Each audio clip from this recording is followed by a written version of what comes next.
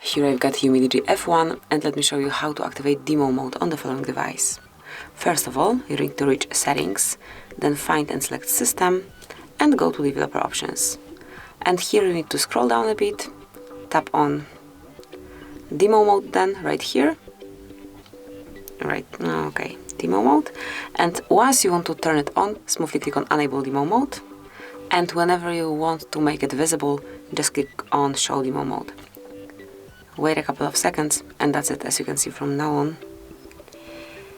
it's visible as well. Then whenever you would like to switch it off, smoothly unmark the switcher. And that's it, that will be all. Thank you for watching. Please subscribe our channel and leave the thumbs up.